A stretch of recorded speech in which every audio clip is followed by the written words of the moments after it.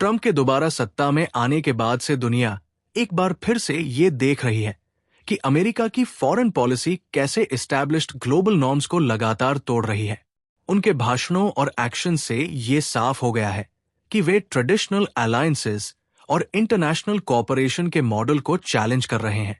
उन्होंने खुलकर कहा कि अमेरिका ने नाटो, जापान और यूरोप जैसे अपने एलाइज के लिए बहुत ज्यादा बोझ उठाया है और अब यह समय है कि बाकी देश ज्यादा कंट्रीब्यूट करें। इसी सोच का नतीजा रहा कि उन्होंने यूएन ह्यूमन राइट्स कमीशन से अमेरिका को बाहर कर दिया और यूसेट जैसे संस्थानों को डिसमेंटल करने का आदेश भी दे दिया। एशिया के लिए सबसे बड़ा बदलाव रहा ट्रंप की प्रोटेक्शनिस्ट इकोनॉमिक पॉलिसी और ग्लोबलाइजेशन को रिजेक्ट करने की दिशा। रेसिप्रोकल टैरिफ्स का जो ऐलान किया गया वो सीधे सीधे उन देशों को टारगेट करता था जिनसे अमेरिका को ट्रेड डेफिसिट है। इस तरह की पॉलिसी से एस्टैब्लिश्ड ग्लोबल ट्रेड नॉर्म्स, खासकर गट और डब्ल्यूटीओ की स्पिरिट को गहरा झटका लगा है।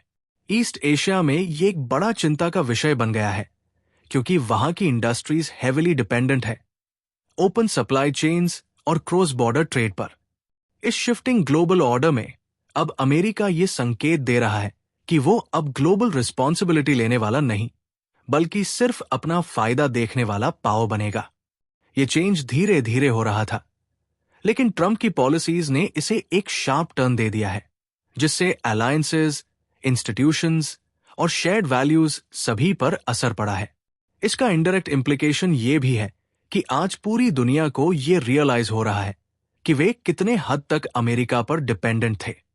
इस बैकड्रॉप में जापान और ASEAN कंट्रीज के लिए सिचुएशन बहुत डेलिकेट हो चुकी है। दोनों को रीजनल इंस्टेबिलिटी का सामना करना पड़ रहा है और उन्हें अब पहले से ज्यादा मिलकर काम करने की जरूरत है। लेकिन ग्राउंड रियलिटी ये है कि दोनों अभी भी अमेरिका पर हेविली डिपेंडेंट है, खासकर सिक्योरिटी के मामले में। जापान तो एक फुल फ्लेज्ड एलाय है और चाइना की बढ़ती ताकत को देखते हुए उसने अमेरिका के साथ अपनी सुरक्षा साझेदारी को और तेज किया है। ASEA में भी कुछ देश जैसे फिलीपींस पूरी तरह अमेरिका की सुरक्षा पर निर्भर है, जबकि थाईलैंड ट्रीटी एलाय है और सिंगापुर तथा मलेशिया डिफेंस कोऑपरेशन में इनफॉर्मल रूप से अमेरिका के साथ काम करते हैं। लेकिन जापान और ASEAN के बीच एक बड़ा अंतर वैल्यूज को लेकर है। साउथ ईस्ट एशिया में लंबे समय से वेस्टर्न डेमोक्रेटिक वैल्यूज को लेकर स्केप्टिसिज्म रहा है। ट्रंप द्वारा अमेरिकी डेमोक्रेटिक इंस्टीट्यूशंस को कमजोर करने की जो कोशिशें चल रही हैं, वो साउथ ईस्ट एशिया में ज्यादा चिंता का विषय नहीं बनती। वही जापान की पोस्ट वॉर आइडेंटिटी डेमोक्रेसी और वेस्टर्न वैल्यूज से जुड़ी हुई है और अमेरिका को एक आदर्श मॉडल की तरह देखा गया है। अब जब वही मॉडल इटसेल्फ गिरता हुआ नजर आता है तो जापान के लिए उसे नजरअंदाज करना मुश्किल हो जाता है। इस समय जापान को US चाइना ट्रेड वॉर और अमेरिका की अनप्रेडिक्टेबल पॉलिसीज दोनों का सामना करना पड़ रहा है और इसकी मुश्किल इसलिए भी बढ़ जाती है क्योंकि जापान ASEAN की तरह किसी रीजनल ब्लॉक का हिस्सा नहीं है जो कलेक्टिव तरीके से नेगोशिएशन कर सके। ASEAN कंट्रीज के पास कम से कम एक ऐसा डिप्लोमैटिक फ्रेमवर्क है जिससे वे अमेरिका जैसी एक्सटर्नल पावर्स के सामने यूनिफाइड वॉइस के साथ आ सकें।